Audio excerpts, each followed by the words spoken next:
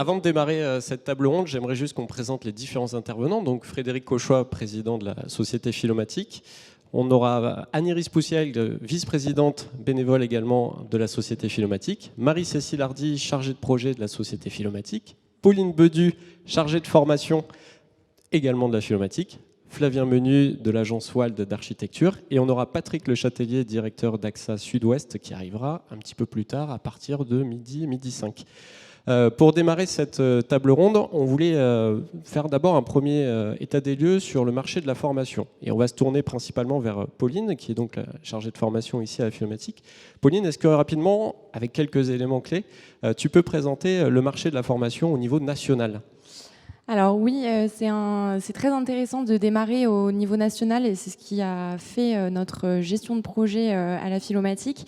On a vraiment pratiqué une gestion de projet en entonnoir, donc de partir des besoins au national pour arriver ici à Bordeaux, plus précisément, enfin en Nouvelle-Aquitaine en tout cas. La formation professionnelle ces dernières années, depuis ces dernières années, elle est en pleine mutation. Le système de la formation professionnelle a été complètement refondu, les financements, l'apparition de Calliope pendant et après les années Covid qui a permis donc d'harmoniser toutes les pratiques des organismes de formation qui étaient très diversifiés par leur quantité et leur qualité.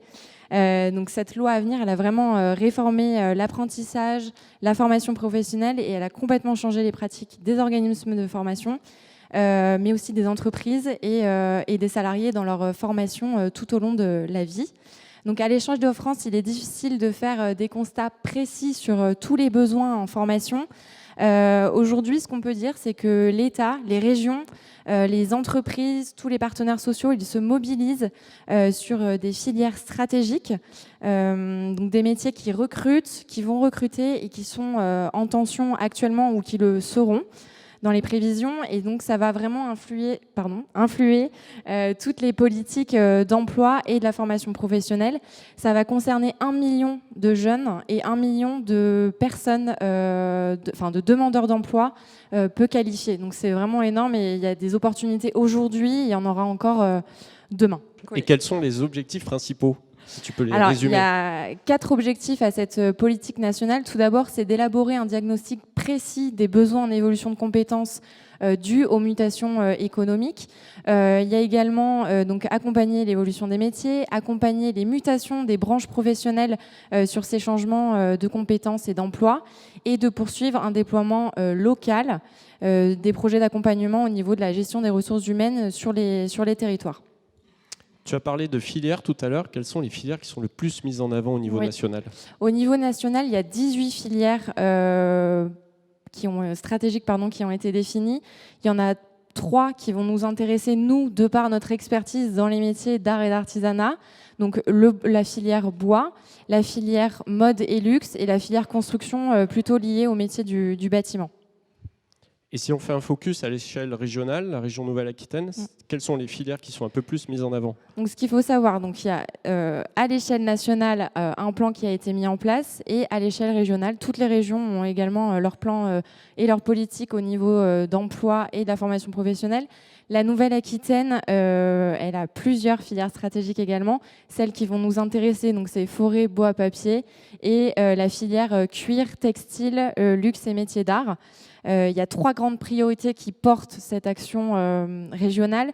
La première, c'est de promouvoir et organiser les filières autour d'orientations stratégiques qui sont partagées, j'insiste bien sur ce mot, de travailler sur la mise en réseau des écosystèmes et prendre en compte les enjeux locaux, et de développer une politique partenariale et contractuelle. Ici, à la Philomatique, on a une spécialité, c'est plutôt les métiers d'art et d'artisanat. Quel enseignement on peut tirer une fois qu'on récupère toutes ces données ? Alors, la Nouvelle-Aquitaine, c'est la 2e région en termes de formation initiale et spécifique liée aux métiers d'art. On a 713 formations de la filière donc, cuir, luxe, textile et métiers d'art. Ça représente 13% du total des formations en filière apprentissage et scolaire. Donc il y a un réel potentiel et on voit qu'on a réel impact au niveau national. Les cursus de formation continue, en l'occurrence donc nous, Philomatic, on vient compléter donc cette offre de formation initiale sur des offres de formation continue, mais sur des métiers précis qui recrutent énormément. Cependant, on remarque donc que cette offre de formation, elle n'est pas complète. Il y a certains domaines qui n'ont pas encore de formation diplômante. Donc il y a un réel enjeu et on voit qu'il y a une réelle opportunité et on peut se saisir de certains marchés. Pardon. Tu as des exemples de métiers ciblés à nous mettre en avant ? Oui, alors comment cibler des métiers ? En fait, il y a des métiers qui vont émerger de besoins d'entreprises, des entreprises qui s'implantent sur le territoire. On peut citer par exemple Hermès qui ouvre encore des ateliers, qui va encore en ouvrir 2 d'ici 2026. Donc il va y avoir besoin de main-d'œuvre sur les métiers du cuir.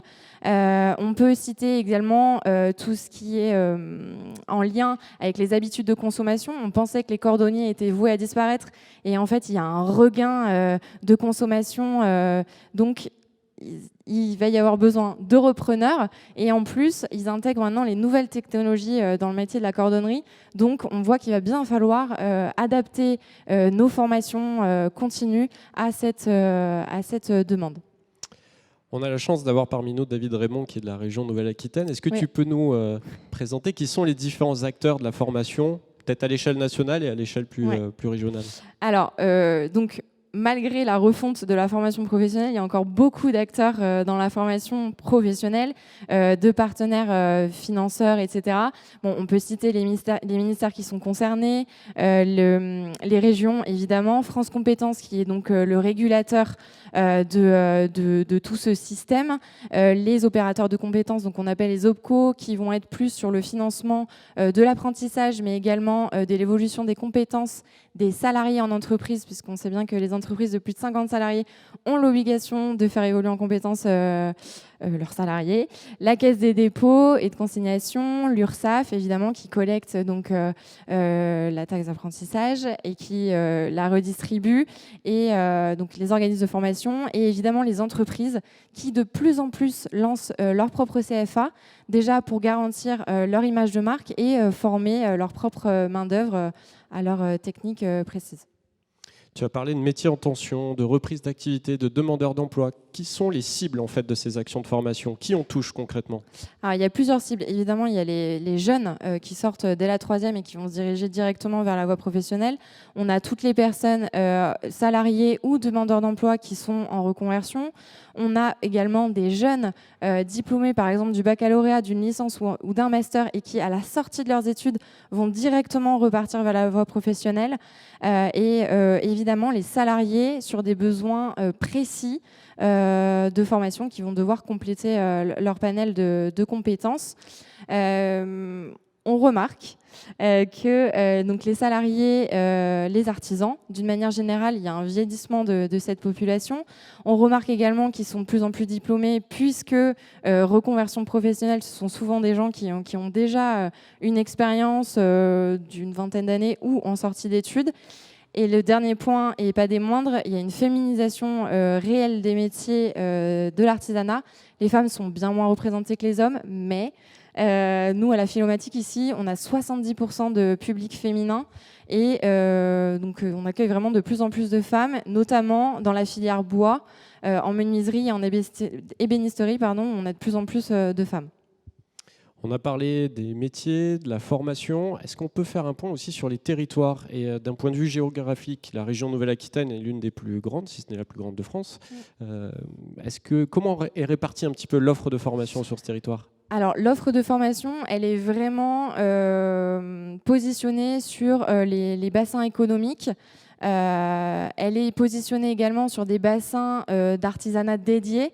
Je m'explique. Par exemple, la céramique, elle est surtout autour de Limoges. Voilà, et logiquement. Et on a une offre de formation qui est très éclatée sur le territoire, ce qui fait qu'il y a des grandes zones blanches de formation. Fort de tous ces éléments que tu viens de nous donner, si on devait retenir les enjeux majeurs qui nous ont permis finalement de réfléchir à ce projet Philomatos qu'on va parler après, est-ce que tu peux les récapituler ? Donc, je le rappelle, cette réflexion a été vraiment en entonnoir. On est vraiment parti du national, du régional et des besoins des entreprises. Donc, on observe plusieurs enjeux. Le premier, c'est d'impulser une dynamique collective. Il faut vraiment qu'on arrive à travailler entité publique, besoins des entreprises, donc soit avec les entreprises en direct, soit avec les opérateurs de compétences, et nous, organismes de formation. Il y a vraiment une relation tripartite qui a été impulsée dans ce projet et qui le sera encore, de veiller à la préservation et au développement des savoir-faire rares, de trouver un équilibre entre l'apprentissage technique et la mise en pratique dans des conditions réelles, donc au plus proche des réalités du terrain, donc au plus proche des besoins des entreprises, de baser le programme de formation sur la responsabilité sociétale, la RSE. Vraiment, c'est notre porte d'entrée aujourd'hui dans notre pédagogie, de prendre cet enjeu, tous ces enjeux écologiques, d'intégrer les nouvelles technologies également. Il y en a de plus en plus. Déjà, ça va nous servir pour attirer les jeunes. Ça va nous permettre de pérenniser les emplois et en plus, sans doute et très certainement, de réduire la pénibilité au travail pour certains métiers, de répondre aux enjeux des territoires délaissés et de répondre aux professionnels qui sont éloignés des bassins économiques. On en parlait il y a quelques minutes. Là, on a vraiment un point, et j'insiste sur cette notion de territoire qui a nourri notre projet de formation et notre projet Philomatos. C'est un projet de formation qui est innovant et qui sera adaptable sur les différents territoires. Merci pour tout ce constat. Et la transition, elle est parfaite pour le projet Philomatos. Et là, je vais me tourner vers le président, donc Frédéric Cauchois, qui va nous parler un peu de ce projet concrètement de Philomatos. Est-ce que vous pouvez revenir à l'origine, l'idée de base, de départ? Ça s'est fait dans la douleur un peu. Donc c'est comme toutes les mauvaises recettes de cuisine, vous savez, celles qui tournent à un drame. Vous avez prévu une recette, cette recette elle est fantastique, si ce n'est que vous faites une erreur dans la recette et puis ça apporte autre chose. Quand on a récupéré en fait la Philomatique il y a 2 ans, la Philomatique était engagée dans une habilitation de service public, un HSP, pour former un certain nombre de personnes depuis notre centre du Nord Gironde qui était à Reignac. Et en fait, il se trouve que cet endroit, il n'était pas du tout adapté à des formations de qualité et elle ne remplissait pas du tout les obligations pour pouvoir avoir des apprenants qui allaient progresser. Et en plus, à chaque fois qu'on distribuait une heure de formation, on perdait quelques euros. Donc pour le modèle économique en plus de la Philomatique, c'était extrêmement dangereux.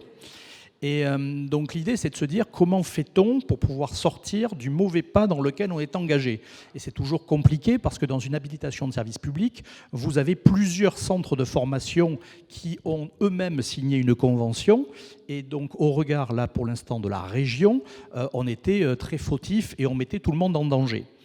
Et on a cité tout à l'heure David Raymond, et il est ici, en fait, c'est le responsable en fait, du projet Philomatos. Il est très humble par rapport à ça, mais il faut savoir, sans les nombreux échanges avec David Raymond, qui est au sein de la formation professionnelle depuis plus de 20 ans, donc qui connaît très très bien ces mécanismes et qui connaît très bien l'univers de la formation, on a pu, déjà, trouver des solutions pour sortir de ce HSP sans mettre en danger la Philomatique, parce qu'on aurait pu y laisser nos plumes et ne plus être là aujourd'hui pour pouvoir en discuter.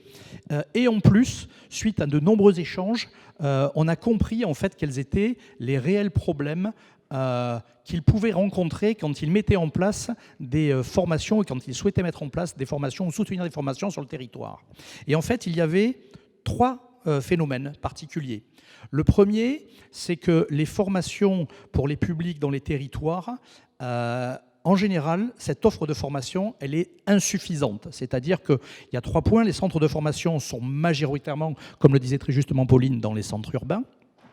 Le deuxième point, c'est que l'accès aux nouvelles technologies professionnelles de ces populations qui sont éloignées des centres urbains, c'est inaccessible. On parle beaucoup de l'usine du futur, on parle beaucoup d'un certain nombre de technos, mais quand vous êtes éloigné d'un centre urbain, vous entendez parfois parler du concept, mais vous ne le touchez pas du doigt.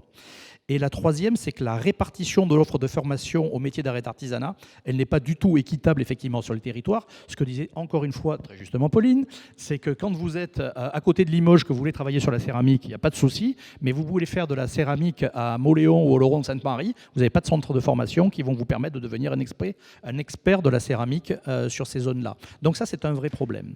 Le deuxième, en fait, c'est qu'on s'aperçoit que les jeunes quittent de plus en plus de nombreux territoires. Pourquoi ? Parce qu'ils manquent de perspectives.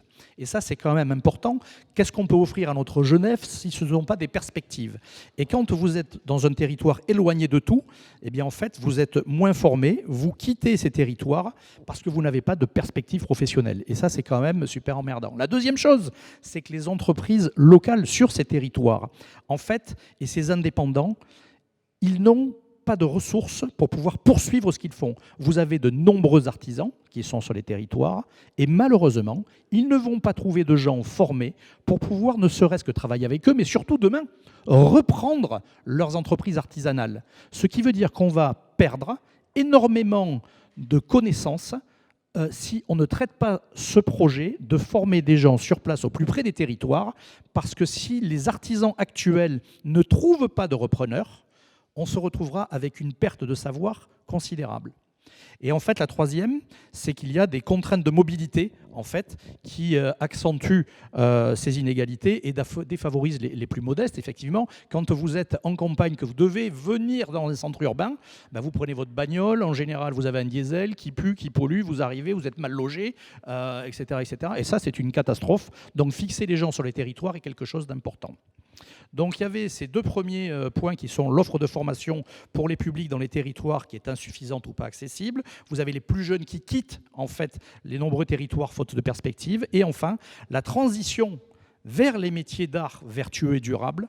Alors là, c'est un processus qui est long et qui est surtout pas accompagné à ce jour. C'est-à-dire qu'on parle aujourd'hui de métiers d'art vertueux et durables. Nous, on en parle.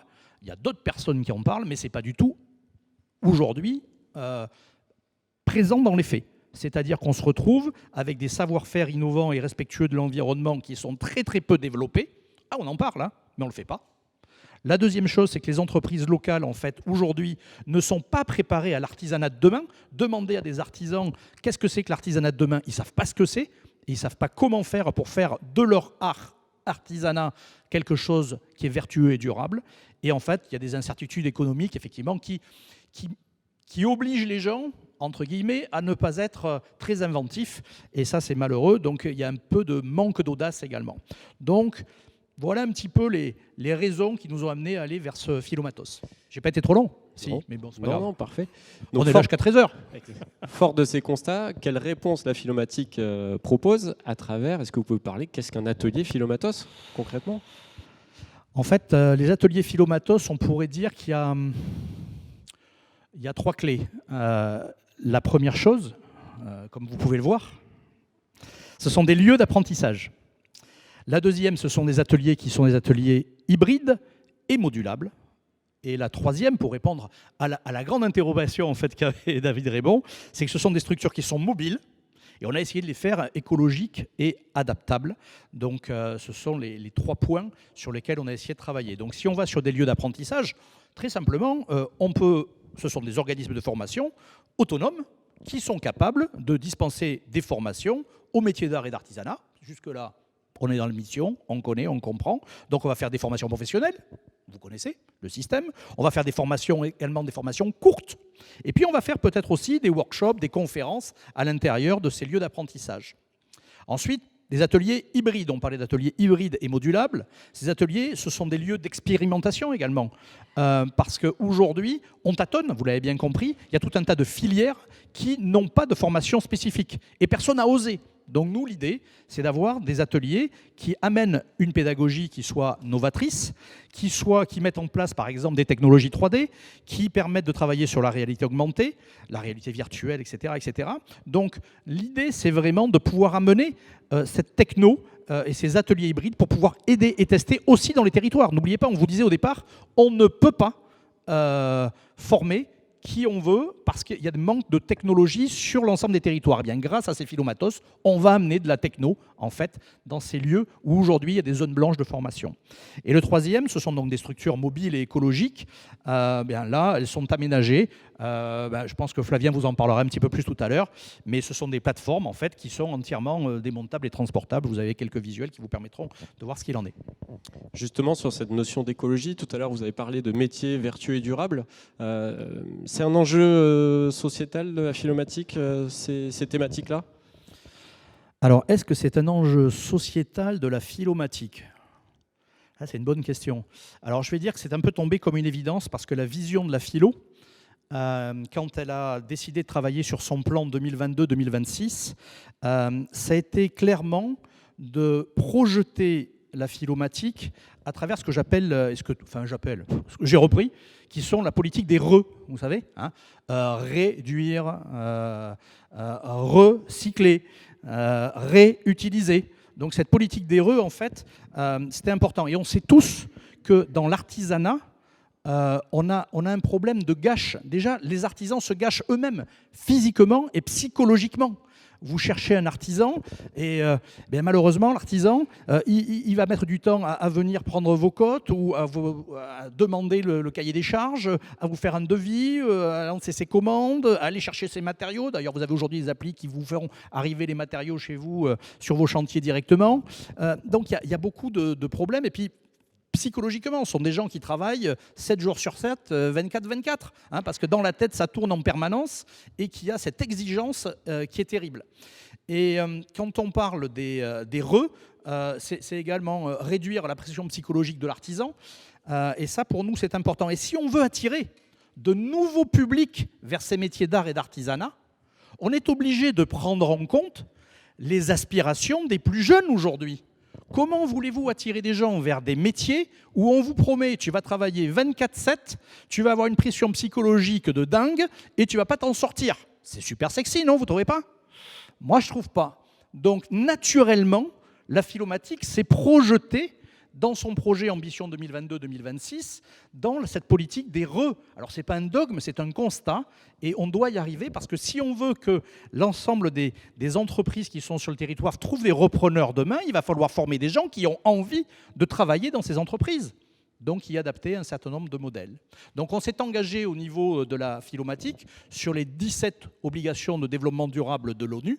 On a décidé par choix d'en pousser sur les 3 prochaines années 6. Donc, et ces 6 valeurs, je vous invite à les regarder dans notre plan Ambition 2022-2026, parce qu'autrement, on en a encore pour une demi-heure. Tout à l'heure, vous avez parlé de lieux hybrides, de lieux d'expérimentation. Quelles sont les différentes actions qu'on va retrouver finalement dans ces ateliers ? Alors, il va y avoir de la formation continue, de la formation professionnelle continue, pour former des jeunes ou des moins jeunes ou des personnes en reconversion sur des domaines divers et variés. Mais on va faire comme on fait ici, des CAP, on va faire des brevets professionnels, on peut faire des titres pro également, avec possibilité d'alternance en entreprise, bien évidemment, sur des formats classiques, on va dire de 6 à 9 mois, par exemple. On peut imaginer également mettre en place des formations qui sont des formations simplement qualifiantes, donc qui vont porter sur des compétences spécifiques liées à des métiers. C'est ce que disait Pauline tout à l'heure. Donc, s'il y a des référentiels métiers sur lesquels on a des briques à apporter, et on va essayer d'apporter ces briques-là au niveau des formations que l'on va pouvoir faire. Donc là, on est sur des temps qui sont des temps beaucoup plus courts, et on va surtout prendre en compte les besoins des entreprises dessus. C'est-à-dire qu'aujourd'hui, on s'aperçoit qu'il y a souvent un décalage entre ce qui doit être enseigné à travers des diplômes derrière et ce que les entreprises souhaitent avoir comme profil ou comme qualité.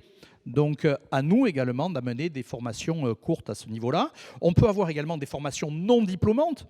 Pauline, ça va être ta journée, parce que là encore, tout à l'heure, tu disais, il y a des grands manques, en fait, dans les formations, mais on s'aperçoit qu'il y a des formations, notamment sur tout ce qui est art et artisanat, et lié à la transition écologique, qui sont totalement abandonnées, alors qu'on sait très bien qu'on peut, demain, former de façon beaucoup plus pertinente des artisans avec des gestes qui amènent à la transition écologique de façon assez simple. Donc c'est sur ces types de formations qu'on va aller. Et puis ensuite, on pourra faire, comme on fait également à la philomatique, de l'expérimentation, donc du loisir, de l'expérimentation. Parce qu'une fois que nos philomatos sont en place pour une durée déterminée dans un endroit, autant en profiter pour le faire vivre et de récupérer un certain nombre d'idées pour pouvoir avancer. Donc il pourra y avoir des workshops, des conférences, des portraits, etc., etc. Si on revient sur l'aspect formation, quel métier, est-ce qu'on a un panel d'idées de métiers qu'on pourrait proposer dans un philomatos à l'instant T? Alors là, je vais m'appuyer sur une étude, je crois que c'est Pôle emploi qui a sorti cette étude il y a quelques semaines, et on a pioché dedans un certain nombre d'emplois, et alors que nous-mêmes, on ne connaissait pas. Mais on se dit, pourquoi pas faire des formations de ce type-là, comme ouvrier qualifié de travail artisanal, du textile et du cuir. Alors voilà, on a appris également qu'il y avait des agenceurs du métier de la transition écologique. On ne connaissait pas. Mais vous avez aussi des métiers beaucoup plus classiques, comme couvreur, comme charpentier bois. Il y a tous les métiers en fait, de la pierre et les matériaux associés à la pierre, qui sont aujourd'hui des métiers sur lesquels il y a de grands manques et donc des besoins. Techniciens et agents de la maîtrise de maintenance dans l'environnement, menuisiers et ouvriers de l'agencement et de l'isolation. Donc voilà, ce sont des métiers aujourd'hui qui demandent absolument des compétences et sur lesquels on a des zones blanches et on a des métiers qui sont super en tension. Mais en fait, ce qu'il faut retenir, avant toute chose, c'est que les ateliers Philomatos, comme ils sont modulables, en fait, on doit être nous-mêmes en capacité de faire évoluer les métiers et notre offre de formation en fonction des besoins qui seront identifiés et surtout en fonction des besoins des entreprises du territoire. Parce que ce sont elles qui vont dire « il nous manque ça pour répondre à nos marchés ». Donc on peut lancer la balle, mais il faut aussi écouter et recevoir les balles qu'on nous envoie. J'aimerais maintenant revenir sur la formation professionnelle parce que c'est notre cœur de métier, nous, ici, à la Philomatique. Comment se monte une action de formation? Comment on choisit le lieu, la durée, le type de diplôme, etc. Comment ça va s'organiser? Alors c'est assez marrant parce que soit effectivement ça s'organise, soit c'est l'auberge espagnole. Donc nous, Philomatos, c'est un peu l'auberge espagnole. Alors pourquoi ? En fait, aujourd'hui, concrètement, on met à disposition un outil, c'est-à-dire que Philomatos, c'est vraiment un outil. Et on a une expertise pédagogique, donc on peut aider à monter des programmes, bien évidemment. Donc il va y avoir des demandes, des besoins qui vont être exprimés. Et nous, ce que l'on va faire, on va répondre à ces besoins. Alors ces demandes, elles peuvent venir aussi bien des pouvoirs publics, mais elles peuvent venir également des services de l'emploi nationaux ou bien locaux. Ça peut venir, comme on le disait tout à l'heure, des communes, ça peut venir des entreprises, des OPCO, les opérateurs de compétences, qui sont à l'écoute des branches professionnelles. Et en étant à l'écoute des branches professionnelles, nous font remonter de l'information. Et donc l'idée, c'est d'avoir un maillage en fait entre ces différents acteurs pour pouvoir identifier les besoins qui sont urgents et répondre en fait avec des programmes pédagogiques qui sont adaptés à leurs besoins. Donc quand je dis que c'est l'auberge espagnole, c'est Philomatos, ça ne sera que ce qu'en feront les gens. Nous, on a imaginé un outil pour répondre en fait à une question à laquelle la région représentée aujourd'hui, même s'il s'en défend par David Raymond, c'est d'être à l'écoute et de mettre un outil en place et à disposition pour que les gens s'en servent et le consomment. Philomatos ne sera rien, en fait, s'il n'est pas consommé. Tout à l'heure, vous avez parlé des entreprises. On peut imaginer un lien aussi avec répondre à des besoins d'entreprises sur les territoires? C'est plus qu'un lien, je dirais que c'est juste indispensable. C'est totalement ce vers quoi il faut aller. Aujourd'hui, de nombreuses entreprises ont des besoins. Et en fait, l'idée, c'est d'avoir une meilleure équation possible entre les contenus de formation et les besoins des entreprises. Il faut les mettre en adéquation pour faire en sorte qu'on fonctionne en bonne intelligence avec eux, parce qu'au final, ce sont eux qui sont face à leurs clients, face au marché, face à la demande. Alors même si répondre à la demande, c'est une politique, on peut influer et influencer, mais je crois que c'est dans la bonne liaison entre ces deux modes qu'on fonctionnera. Donc l'entreprise, oui, elle sera aussi au cœur, bien évidemment, de cette problématique. Donc les échanges et les bonnes pratiques, eh bien, on doit les multiplier et on doit surtout, nous, être très ouverts pour les partager. Je dirais que l'idée d'une philomatique qui serait repliée sur elle-même, c'est pas possible. Et la philomatique doit être une association ouverte sur le monde de demain. Tout à l'heure, vous avez parlé ici à la Philomatique de la qualité de l'équipe pédagogique et donc des formateurs. Je vais poser une question très opérationnelle que peut-être le public peut se poser également. Comment va s'organiser le recrutement ou le choix des formateurs qui vont animer ces ateliers Philomatos un peu partout au niveau du territoire? C'est que des formateurs de la Philomatique? Ouais, c'est ça. On les prend tous ici. On leur dit, vous êtes ici à Bordeaux, vous êtes contents, on vous prend. Et là, on vous envoie à Garin. J'ai vu qu'il y avait le maire de Garin qui était ici, qui fait beaucoup d'opérations. Ou alors, on va le mettre dans la cour de l'hôtel de ville de Bordeaux. Bon, ça ne sera pas trop loin pour eux. Mais non, c'est pas comme ça que ça va se passer. En fait, Comme on vous disait tout à l'heure, l'idée c'est de construire des actions, et quand on va construire des actions, on va identifier des personnes et des besoins. Donc ce dont on a besoin par contre, c'est d'avoir des professionnels qui vont être capables de construire les programmes qui vont répondre aux questions qui seront posées par les collectivités ou par les entreprises. Donc on va aller chercher et on va s'ouvrir quitte à, et c'est même plus que quitte à, c'est presque dans l'ADN de la Philomatique, on va croiser en fait nos compétences avec peut-être d'autres centres de formation, parce que l'idée c'est pas de dire que tout tourne autour de nous, l'idée au contraire c'est de s'ouvrir et de mettre en adéquation les meilleures compétences et les meilleurs formateurs avec les publics. Et on tiendra, par contre, nous, on aura un rôle de garant. Pourquoi ? Comme je vous l'ai dit tout à l'heure, pratiquement 100% de réussite aux examens grâce à nos formateurs aujourd'hui, et c'est assez remarquable, 100% il y a 2 ans, 99,8% cette année, et personne ne leur a donné l'examen. Ils sont allés se le chercher, les étudiants qui sont passés par ici, donc c'est quand même très important. Et puis, 50 et 22, 72 meilleurs apprentis de France médaillés sur les 3 dernières années. Là encore, on a cette excellence et nos formateurs seront aujourd'hui, et nos responsables de pôle, garants également de la qualité des formations qui seront distribuées. Donc notre rôle, il sera plutôt un rôle de garant, mais bien évidemment, on sera ouvert et on travaillera avec toutes les personnes qui sont capables de donner l'excellence de la formation. Parce que malgré tout, si on veut pouvoir travailler demain, il faut qu'on soit excellent dans la formation. Donc autrement, on va faire plaisir à des gens, et le but, c'est pas de leur faire plaisir, c'est de leur donner un métier. À la Philomatique aussi, on a la diffusion des savoirs. Et donc cet atelier Philomatos, est-ce qu'il peut rentrer dans ce format de conférence, d'exposition, de démonstration? Et donc, comment va s'articuler finalement l'atelier et sa modularité?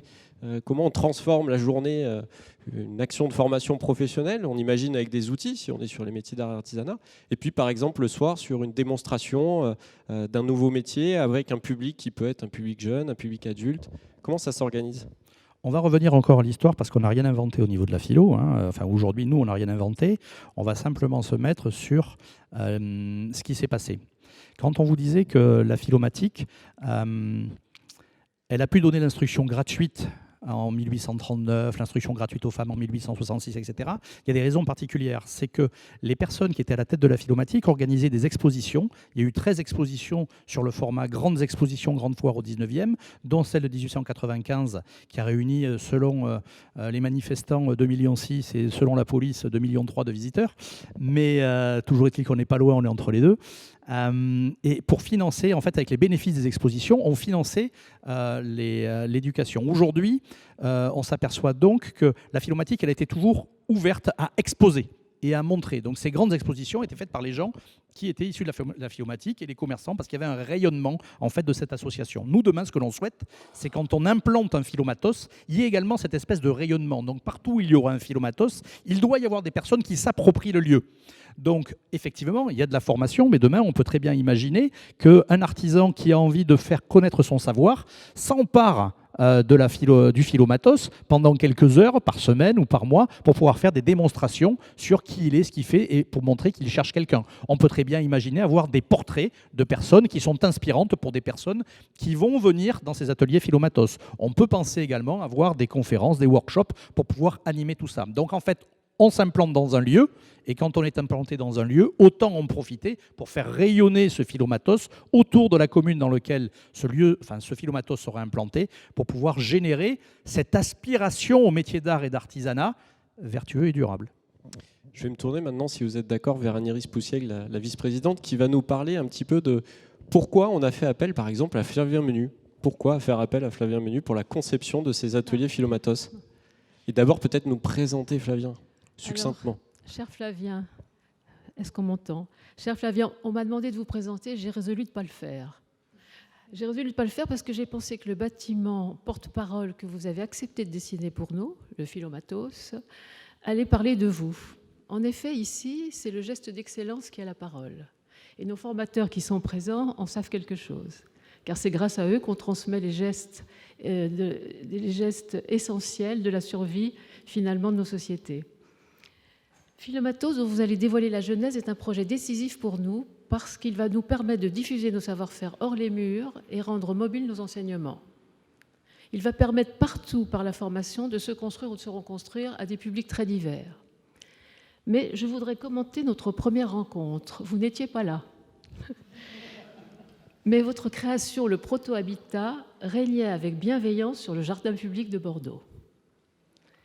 Aérien, vertueux, dans sa conception intemporelle, destiné à tous, il établissait un pont subtil entre les réflexions écologiques des années 70 et les urgences climatiques d'aujourd'hui.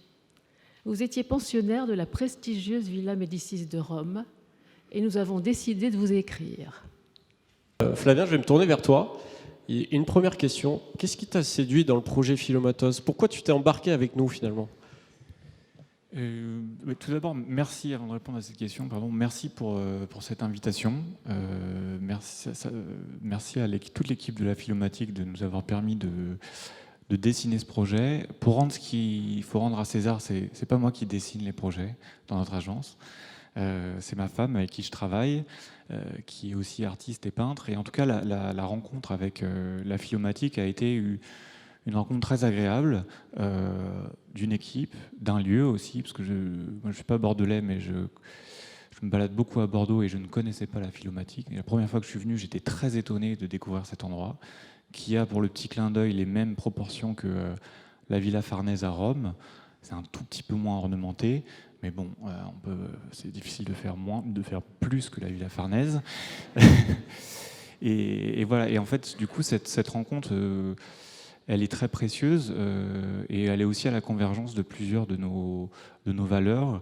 On est des jeunes architectes. On a eu une vie avant et on a décidé de travailler ensemble avec ma femme depuis qu'on a été tous les deux pensionnaires à la Villa Médicis, parce que ça a vraiment été un événement qui a un peu changé notre vie. Avant, on habitait à Londres, on avait une vie différente. Et on a décidé de devenir architecte, mais avec des valeurs auxquelles on se tient. Et le premier projet de Proto-Habitat a été un peu l'expression de ces valeurs, parce que c'est notre premier projet. Il était aussi en parallèle d'une exposition à Arc en Rêve. Et ces valeurs-là, c'est des valeurs d'écologie, puisqu'on est assez jeune et pour nous, c'est difficile aujourd'hui d'imaginer notre métier, notre engagement, parce que c'est un vrai engagement quand même d'être architecte aujourd'hui, sans embrasser toutes les questions qui sont liées au challenge climatique. Donc de construire en bois, mais aussi en matériaux biosourcés. C'est aussi une réflexion sur les usages, c'est-à-dire des usages beaucoup plus ouverts. On fait des projets mobiles qui sont à la fois des habitats, à la fois du bureau, à la fois des ateliers de production. Et ça nous paraît aussi très important d'ouvrir le champ, voilà, de ne pas dessiner des cuisines ou des salles de bain, mais d'avoir des usages très ouverts. Donc c'est aussi des choses qui nous ont plu avec l'idée de Philomatos, parce que c'est un lieu très ouvert, très public. Et puis aussi, avec le proto-habitat, on a développé une vraie expertise sur le montable et démontable. Au début, on ne savait pas vraiment si ça allait vraiment être montable, démontable. Donc on a dit un peu partout que ça serait montable et démontable, sans avoir jamais rien construit. Et voilà. Et en fait, il s'est avéré que c'était réel. Et parce qu'après le jardin public, le bâtiment il s'est déplacé à Chamonix. Donc il se monte en 5 jours avec 3 personnes, il se démonte en 3 jours avec 2 personnes. Il tient dans un camion et puis il se déplace. Donc il s'est déplacé à Chamonix. On l'a monté, on l'a redémonté. Ensuite, il s'est déplacé de nouveau et aujourd'hui, il est à Clermont-Ferrand. Voilà, donc finalement, sans vraiment le vouloir, on a développé cette expertise de démontable qui nous a permis, en l'espace de 2 ans, de construire un autre bâtiment à Amsterdam, un bâtiment 10 fois plus grand que le proto-habitat, et puis un autre à Rome, lui aussi 10 fois plus grand. Et donc, on a développé cette capacité de montabilité, démontabilité, mais aussi des caractéristiques très importantes pour nous. Alors, l'écologie, la traçabilité des matériaux. On dit souvent, hein, aujourd'hui, on regarde ce qu'on a dans nos baskets. Je vois que le président a des Veja, donc il fait très attention à ce qu'il a dans ses baskets. Je m'en doute, oui. Aussi ce qu'on a dans nos assiettes, voilà, on regarde beaucoup plus maintenant quels sont les aliments, quelles sont leurs traçabilités, les produits cosmétiques. Et dans nos habitats, ça commence à arriver, mais c'est encore très rare. Alors que pourtant, c'est éminemment important. Voilà, d'où viennent les matériaux de construction, qui fait le travail derrière ces matériaux? Est-ce que ce sont des artisans de qualité? Est-ce que ce sont des gens qui ont fini là parce qu'ils ont échoué à l'école? Voilà. Comment on met aussi en valeur le geste et et les savoir-faire locaux. Voilà. Donc c'est des choses avec lesquelles qui étaient un peu séminales dans ce projet de proto-habitat et qu'on a retrouvé à travers les discussions avec Anne-Iris, puis avec Frédéric, puis avec toute l'équipe de la Philomatique et qui ont fait la genèse de ce projet. Voilà, qu'on va vous présenter bientôt, parce qu'il est là, on ne le voit pas, mais en fait il est là. Hein. Oui, apparemment il est là, ouais. Mais justement, on va le voir juste après, mais est-ce que tu peux nous dire en quoi Philomatos est innovant dans sa conception? Tu as parlé de proto-habitat, mais en quoi Philomatos est aussi innovant? Philomatos, en fait, vous avez eu la chance d'arriver, que ce soit le premier de nos bâtiments. Vous arrivez du coup donc c'est une période très courte de construire 3 bâtiments en 2 ans, c'est assez court. Et vous arrivez avec un retour d'expérience assez important. Alors sur le montable-démontable, comme j'ai pu le dire, sur notre capacité à préfabriquer des bâtiments, à les envoyer un peu partout en Europe, parce que je vous assure que construire des bâtiments en France, l'envoyer à Amsterdam, construire un bâtiment à Rome, en France, l'envoyer à Rome, faire les suivis de chantier, c'est des choses qui sont des défis techniques assez importants. Donc ça nous a aussi consolidé dans cette expertise. Donc on peut le dire, hein, le Philomatos sera montable et démontable avec une il tiendra dans 2 camions, voilà. Là aussi, c'est très important. Aujourd'hui, on met ces camions en avant. Quand on a fait le proto-habitat, on ne se rendait pas compte à quel point le transport, la logistique, le stockage étaient des choses importantes. On l'a testé en temps réel avec les premiers camions. Je dois vous avouer qu'au jardin public, j'ai commandé un camion de 13,50 mètres. Je ne savais pas du tout si le proto-habitat allait tenir dedans. Et ça a tenu vraiment, vous avez les photos, il est rempli le camion. Donc vous bénéficiez de toute cette innovation et il faut dire que cette capacité de montabilité, démontabilité, il n'y a pas grand monde qui l'a aujourd'hui. Et comment on le sait? On le sait parce que on doit assurer nos bâtiments. Pour certains bâtiments, on est propriétaire de ces bâtiments parce que parfois on développe nous-mêmes des projets. Et on a eu un mal fou à trouver une bonne police d'assurance. Et comment on a trouvé une police d'assurance? On a appelé la MAF, un peu comme tous les architectes. Et la MAF, ils ont passé 6 mois à nous trouver la bonne assurance. Le directeur général de la MAF, qui s'est pris d'amour pour le sujet, ça existe, des gens qui tombent amoureux des contrats d'assurance, est allé chercher lui-même dans les archives nationales de la MAF des contrats. Et les seuls contrats qu'il a trouvés pour des bâtiments montables, démontables, sont les contrats de Jean Prouvé. Donc on est en fait, donc j'aime bien cette anecdote, mais en fait on se situe vraiment dans la lignée directe de Jean Prouvé, non pas d'une manière un peu théorique, et vous le voyez, ce projet il a quelques clins d'œil à prouver, mais aussi de manière assurantielle. Et en fait finalement on est les seuls architectes à réutiliser ces contrats, donc à avoir vraiment des bâtiments montables et démontables. Ensuite, la seconde innovation, et ça c'est quelque chose qu'on a poussé un peu par la suite, c'est l'autonomie. Ça nous paraît ô combien important aujourd'hui, la question de l'autonomie énergétique et l'autonomie en eau. Je vous fais part de l'actualité brûlante. Mais voilà, on a aussi dessiné ce projet en fonction d'une caractéristique très importante, celle de l'autonomie. Et vous verrez, il y a une très grande part qui est donnée aux panneaux solaires, parce qu'on souhaite, et on l'a testé à Amsterdam, que ce bâtiment soit autonome en électricité, dans la mesure du possible évidemment, mais avec les mesures qu'on a prises et les dimensions du bâtiment, on va pouvoir y arriver, mais aussi autonome en eau, et notamment la forme du projet, que vous commencez à deviner sur les icônes, permet une récupération d'eau à travers des bassins et une filtration. En fait, c'est très simple. Vous récupérez de l'eau de pluie que vous couvrez et que vous protégez, vous la filtrez et vous pouvez la réinjecter soit dans des toilettes, soit pour se laver les mains. Il faut évidemment pas la boire. Après, chacun fait ce qu'il veut, mais en tout cas, ça ne s'est pas recommandé. Mais ça nous permet d'avoir cette autonomie et ça nous paraissait aussi très important pour justement ce côté montable, démontable, nomade, modulable, et pour pouvoir aussi s'installer sur des sites qui vont être variés. Des fondations légères, c'est ce qu'on a aussi éprouvé avec nos différents bâtiments. C'est-à-dire qu'au jardin public, quand on a démonté le bâtiment, 5 minutes après, il y a des gens qui marchaient à l'emplacement exact du bâtiment, comme s'il n'y avait jamais eu de bâtiment, et pourtant il est resté 9 mois dans le jardin public. Voilà. Et la dernière innovation, peut-être, c'est cette flexibilité et cette ouverture qui est très importante, puisque comme vous avez pu comprendre avec toutes les caractéristiques du Philomatos que Frédéric a pu vous décrire, l'idée est de faire de la formation, mais aussi d'être un lieu d'accueil pour le public, et de permettre, avec cette forme un peu iconique, dans des villages ou dans des petites villes, ou de devenir aussi un lieu pour une période donnée, de réception, d'événements, d'accueil, et d'une certaine manière aussi d'amener la culture dans des lieux qui n'ont pas forcément les infrastructures pour recevoir du public et cette idée de la culture. Je vais être plus court sur les prochaines questions. C'est parfait. Mais en fait, comme tu en dévoiles beaucoup, je vais appeler Jonathan et Xavier. On va dévoiler la maquette. Comme ça sera fait. On va plus attendre. Ah, attendez, Aniris veut nous dire un petit mot. Avant que vous dévoiliez la maquette, je pense que si vous souhaitez suivre l'actualité sur Flavien Menu, bien entendu, il y a France Culture, il y a un ensemble de documents, il est présent partout, et il fait des conférences partout en Europe, donc de toute façon, on peut en savoir plus. Xavier, Jonathan, c'est à vous. Faites attention. Flavien, en attendant qu'on dévoile la maquette, ça sera plus simple. Est-ce que tu peux nous parler des choix des matériaux, le parti pris esthétique aussi Oui, bien sûr, oui.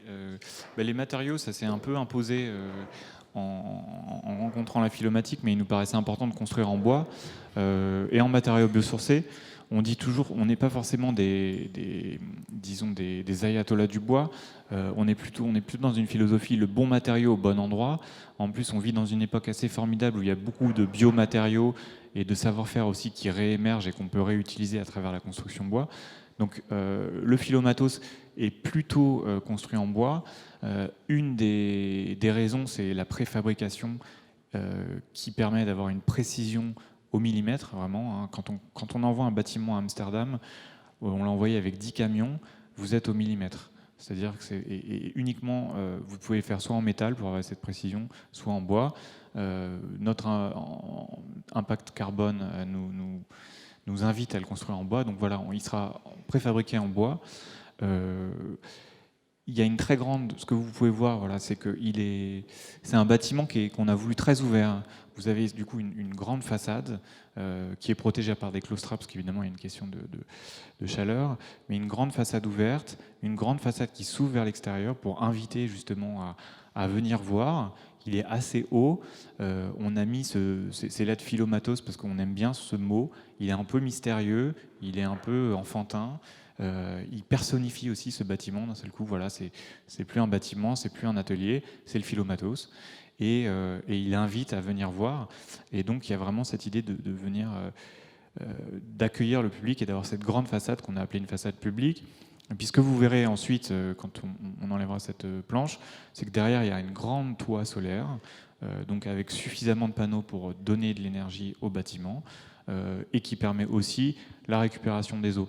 Donc la maquette, on ne l'a pas accessorisée, c'est-à-dire qu'on a vraiment voulu montrer le projet et le volume, mais ensuite vous avez une petite axonométrie dans laquelle vous voyez à la fois le système de préfabrication, mais aussi ce qu'on va appeler les accessoires, le bassin de récupération des eaux, une esplanade, une rampe d'accès pour les handicapés, parce que évidemment ce bâtiment est accessible à tous. Voilà, donc si on veut être ouvert au public, il faut aussi être ouvert aux personnes à mobilité réduite. Et puis ce grand espace qui est en fait un espace très flexible, un volume monumental. Voilà ce qui nous avait aussi marqué quand on est venu dans ce lieu, c'est ces volumes. J'en ai parlé tout à l'heure. Et voilà, si on doit en faire une annexe, eh bien, il faut retrouver aussi par l'architecture ces volumes.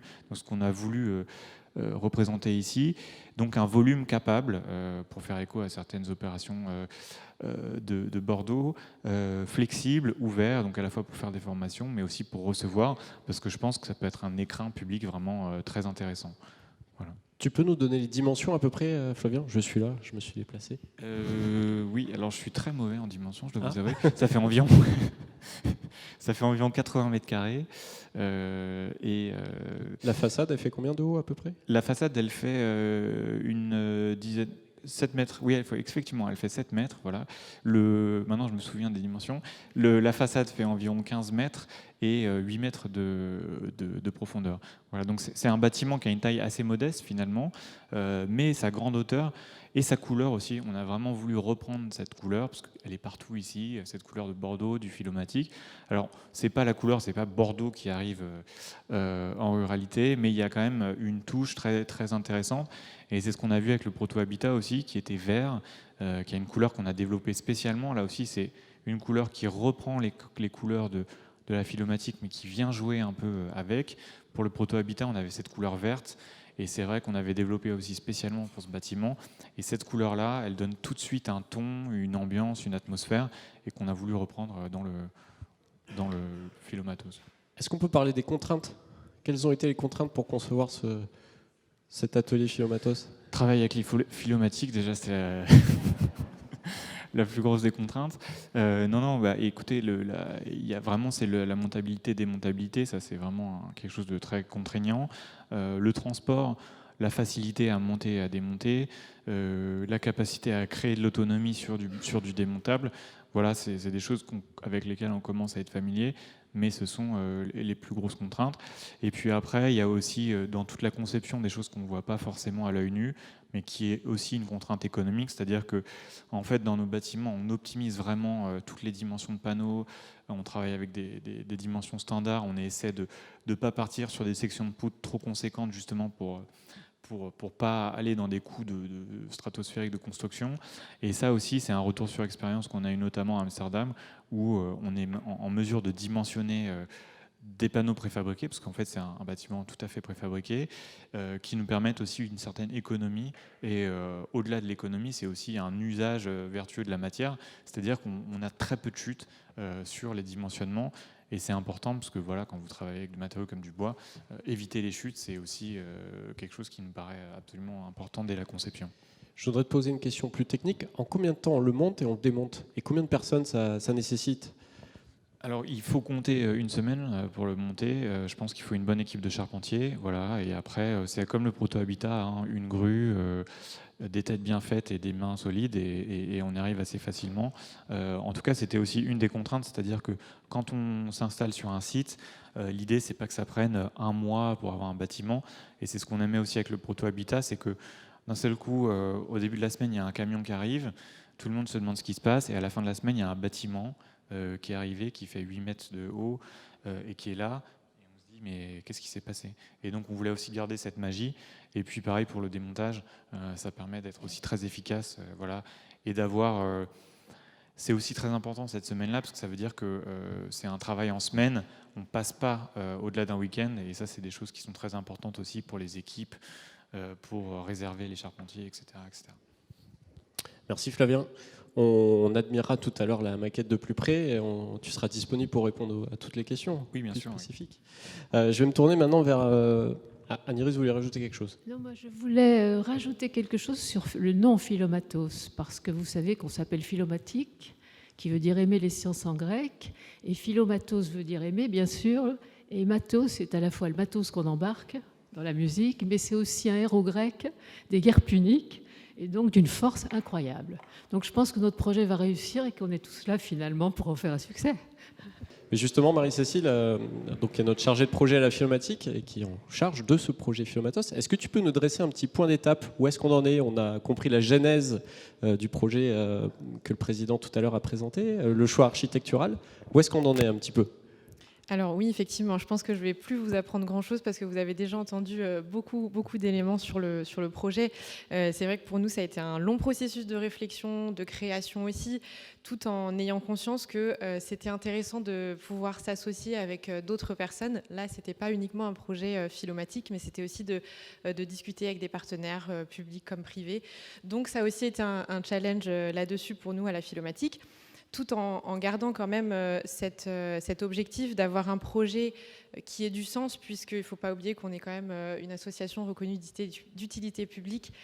Donc voilà, pour nous, il y avait quand même cet élément à garder en tête.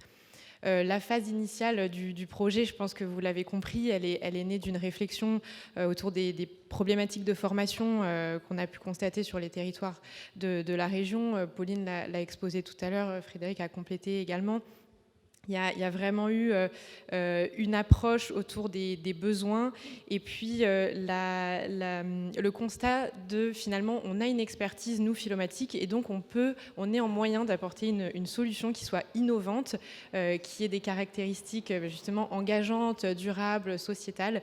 Cette réflexion, je pense que vous l'avez bien compris. Pour nous ensuite, techniquement parlant, ça a été d'avoir un groupe de travail.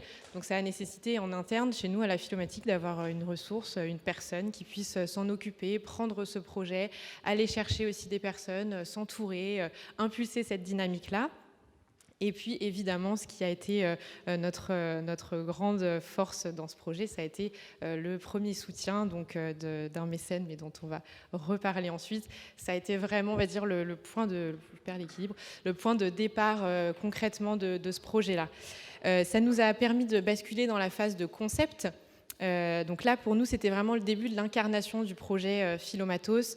Il y a eu évidemment un parti pris qui a été réfléchi. On voulait ces valeurs justement d'écologie, d'éco-responsabilité. On voulait intégrer des pratiques durables. Donc ça nous a évidemment et logiquement amené à travailler, voilà, comme le disait Flavien, avec lui et puis son épouse Frédéric. Et puis en interne, nous, il y a eu quand même aussi une étape importante qui a été celle du recadrage. On a parlé des métiers tout à l'heure, mais celle du recadrage, parce qu'effectivement, on a une expertise aujourd'hui qui est celle des métiers sur lesquels on va former nos apprenants, mais on a aussi une histoire à la Philomatique. On a eu l'habitude de former sur divers métiers, divers sujets. Donc là, à un moment donné, la question s'est posée aussi de se dire, mais... comment est-ce qu'on recadre, comment est-ce qu'on choisit finalement les métiers spécifiquement, les compétences qu'on veut transmettre à travers ce projet Philomatos. Et puis on s'est dit finalement on a quand même ces ressources-là, ce savoir-faire, donc pourquoi s'en priver et autant continuer et aller vers justement ces métiers, mais en y intégrant ces pratiques durables et ce renouveau des métiers d'art et d'artisanat. Alors aujourd'hui, donc ça y est, on lance avec vous tous vraiment la phase pilote. Alors la phase pilote, elle est très simple, hein. On a deux besoins, clairement. C'est déjà trouver le territoire. Où est-ce qu'on va s'implanter concrètement, où est-ce qu'on veut développer ce Philomatos et lancer cette action. Et puis le deuxième besoin, vous vous en doutez, ça va être comment est-ce qu'on va fabriquer cette structure. Alors on a une superbe maquette avec nous aujourd'hui, vous vous en doutez, elle n'est pas suffisamment grande pour toutes les ambitions qu'on a pour ce projet, donc il va falloir évidemment qu'on se pose la question et qu'on trouve les personnes qui vont nous accompagner sur ce sujet précis de la fabrication de cette première édition, si je puis dire, du Philomatos. Et puis ensuite, évidemment, il va y avoir deux phases, deux autres éléments qui seront extrêmement importants pour nous. Évidemment, ce sera une phase d'analyse de l'impact qu'on a pu avoir, puisque l'idée, c'est vraiment de pouvoir, comme on l'expliquait, c'est un projet qui est modulable, donc de se poser, de réfléchir ensemble, qu'est-ce qu'on a réussi à faire une fois que cette première version sera passée, et comment est-ce qu'on peut s'améliorer, jusqu'où on peut aller, et pourquoi pas envisager d'autres perspectives d'évolution.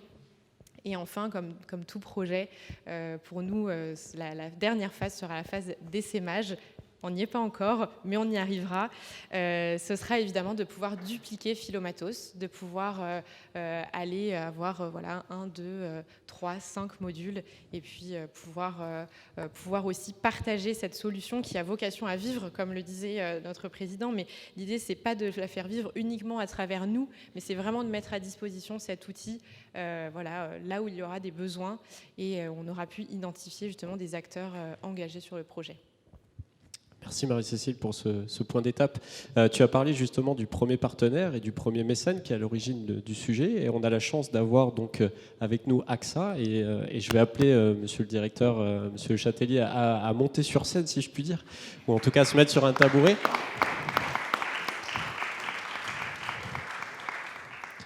Donc monsieur le Châtelier, merci d'abord d'être présent. On sait que le timing était serré, mais vous arrivez parfaitement à l'heure. C'est nickel au moment d'intervenir. Tout juste. J'ai une première question à vous poser. Qu'est-ce qui a séduit AXA dans le projet Philomatos ? Pourquoi AXA a voulu s'engager aux côtés de la Philomatique ? Vous avez... alors j'arrive tout juste, mais j'ai entendu déjà quelques mots. Et puis, bien sûr, Annelise et Geoffroy ici présents m'ont parlé de ce qui était lancé, parce que j'arrive dans la région au 1er octobre. Ce que je crois, c'est qu'on a finalement des valeurs communes. On développe chez AXA depuis maintenant de nombreuses années, je dirais une trentaine d'années, avec AXA à tout cœur, un certain nombre d'actions au profit des personnes soit vulnérables, soit des personnes en réinsertion, et soit vous parliez aussi de formation à l'instant, évidemment. Donc la formation Et au plus proche des territoires, ça a beaucoup de sens pour nous. Ce que j'évoquais encore récemment auprès des collaborateurs que je rejoins là dans la région sud-ouest, c'est toute l'importance et tout le rôle social que nous avons, nous, assureurs, nous, avec la mutuelle AXA, notre rôle vraiment au plus près du terrain et de nos concitoyens finalement. Voilà. Et donc ça, c'est extrêmement important pour nous. Peut-être un mot rapide sur les mutuelles AXA qui, avec ses clients sociétaires, interviennent à plusieurs titres et à plusieurs niveaux finalement sur les territoires, que ce soit déjà sur la préservation de l'environnement. Il ne vous a pas échappé que le climat bouge en ce moment, évolue. On a eu évidemment sur Bordeaux et puis en Dordogne avec la grêle des événements climatiques juste incroyables. Et donc on se doit à nous d'intervenir sur ces sujets-là. Et puis protéger les plus vulnérables, et ça et intervenir pour la réinsertion, c'est quelque chose encore une fois qui est extrêmement important pour nous. Et avec ce projet-là, évidemment, nous allons pouvoir intervenir à vos côtés. Qu'est-ce que cela représente d'être le premier mécène du projet pour les équipes d'AXA, et notamment peut-être Geoffroy aussi, qui est un peu à l'origine totalement même. On peut dire que Geoffroy est totalement à l'origine de la mise en relation, et merci Geoffroy pour ça évidemment. Et on a une meilleure anecdote encore. Geoffroy va la dire, je pense. Alors moi, je suis très sensible à la formation en alternance parce que je suis issu de celle-ci. J'ai eu la chance d'avoir pris un coup de pied au derrière par mon père à l'âge de 18 ans et donc d'avoir eu l'occasion de me former en alternance, effectivement, et à Bordeaux. Il y a une deuxième anecdote, c'est qu'effectivement mon arrière-grand-père était président de la Philomatique. Et la troisième anecdote, c'est que en fait, j'ai reçu un message comme quoi la Philomatique voulait résilier son contrat dans mon agence, ce qui ne m'a pas fait très plaisir. Et donc je me suis déplacé pour venir discuter avec eux. Et en échangeant avec eux, d'abord on a appris à se connaître, à se comprendre. Et puis, le rôle social a émergé. Et le rôle social tel qu'il m'a été exposé par l'ensemble des encadrants de la Philomatique m'a semblé mériter une attention particulière. Et avec AXA Mutuelle, il y a un comité mécénat, tout simplement, et qui est là pour soutenir ce type d'action. Voilà. Donc, voilà comment c'est arrivé dans les dossiers du comité mécénat d'AXA. Merci Geoffroy.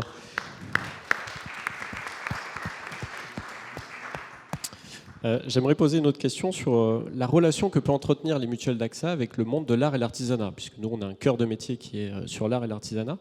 J'imagine que vous avez des éléments à évoquer là-dessus. En tout cas, Geoffroy nous avait sensibilisés à l'époque.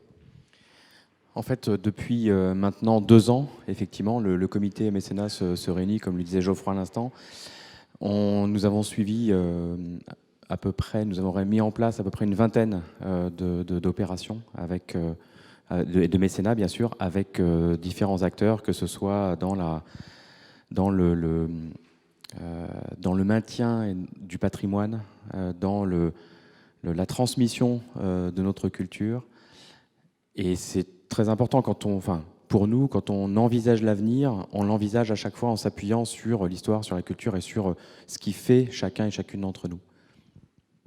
On a parlé du projet Philomatos qui est dans les territoires. Comment vous allez aborder cette notion de territoire et d'inclusion sociale peut-être? On en a aussi dit un mot tout à l'heure au niveau des mutuelles d'AXA. J'en parlais sur la vingtaine d'opérations que nous avons lancées depuis 2 ans. C'est tout récent, hein. C'est vraiment tout récent. Mais effectivement, on intervient et on apporte du soutien. Pour l'instant, il est vrai, assez majoritairement sur l'axe atlantique. Et on est en train de développer, et on a un comité d'ailleurs qui se réunit dans pas très longtemps, avec l'ambition de développer sur toute la région sud-ouest, même si évidemment là nous sommes à Bordeaux, bien sûr. Après, moi, ce que je trouve formidable dans ce que vous faites et dans ce projet, c'est d'aller au plus près de ceux qui en ont besoin. En plus, en ce moment, avec l'inflation, heureusement, j'ai un petit peu d'électrique dans mon auto, donc j'ai pu venir. Mais je ne vous cache pas que mon réservoir est plutôt un peu vide. Bref, blague à part, on va au plus proche de ceux qui ont besoin de se former, et tu parlais d'alternance. Pour moi, pour nous, AXA, c'est majeur. On a beaucoup d'alternants d'ailleurs actuellement sur Pessac, sur Balma, sur nos 2 sites principaux. On y croit beaucoup. On a besoin tous aussi de faire bouger les choses, d'aller plus vite dans ce sens-là. Et finalement, ce que nous menons ici, ce que nous faisons avec vous, ça permet d'accélérer quelque part et d'apporter notre pierre à l'édifice. Et puis, j'y suis d'autant plus sensible que mon épouse alors je vais parler un peu de moi, mon épouse est tapissier décorateur, et en fait, donc typiquement, elle était commerciale dans les papiers. Voilà, elle a fait un CAP à 38, 39 ans, je ne sais plus. Bref, voilà. Et donc, voilà, il faut le faire savoir, il faut faire comprendre que ça existe, que c'est possible, et qu'on peut prendre du plaisir dans ces métiers d'art. Voilà. C'est parfait l'exemple, parce qu'on a un CAP tapissier d'ameublement en siège, et la moyenne d'âge, je crois, Pauline, est de 40 ans à peu près, donc finalement c'est parfaitement dans les clous.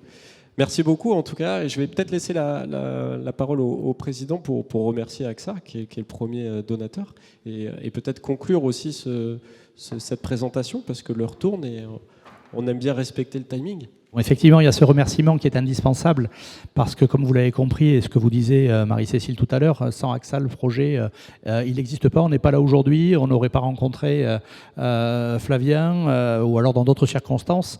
Et en tous les cas, on n'aurait pas le bonheur de pouvoir le partager avec vous. Donc, c'est un grand merci pour ce début d'accompagnement. Et... Pardon ? J'entends bien, c'est bon. Et en fait, parce que par les temps qui courent, vous comprenez bien, ce qui est indispensable, c'est d'avoir du carburant. Et le carburant, c'est de l'argent. Si on souhaite monter des projets de ce type-là, on a besoin d'argent.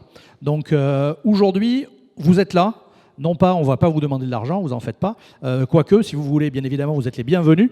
Mais néanmoins, on a besoin de tout un tas de projets, parce qu'il faut soutenir ce projet. Vous avez bien compris, il va appartenir à ceux qui vont vouloir l'utiliser.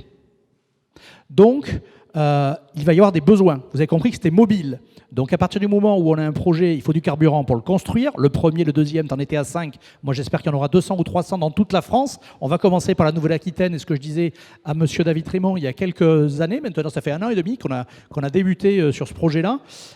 C'était de dire, si demain, le concept que l'on met en place, toutes les régions de France se l'approprient, ça voudrait dire que ça sera génial, qu'on pourra faire de la formation professionnelle dans toutes les zones blanches de France.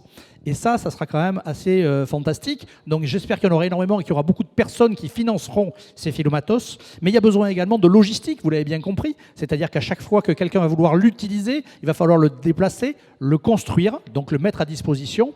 Et un Philomatos, donc on va avoir besoin de mécénat de compétences également pour pouvoir transporter, monter, démonter l'ensemble de ces structures-là, les entretenir également peut-être. Et donc, à partir de là, on va avoir besoin également d'utilisateurs. Pourquoi vous êtes là ? Parce qu'on va avoir besoin de personnes qui vont promouvoir ce projet-là. On a besoin de personnes qui vont l'utiliser. Donc des partenaires sociaux, des syndicats professionnels, des entreprises vont se dire « Moi, j'ai envie d'avoir un Philomatos pour pouvoir former mes collaborateurs ou ma filière ». Donc, on a besoin de prescripteurs dans cette zone-là.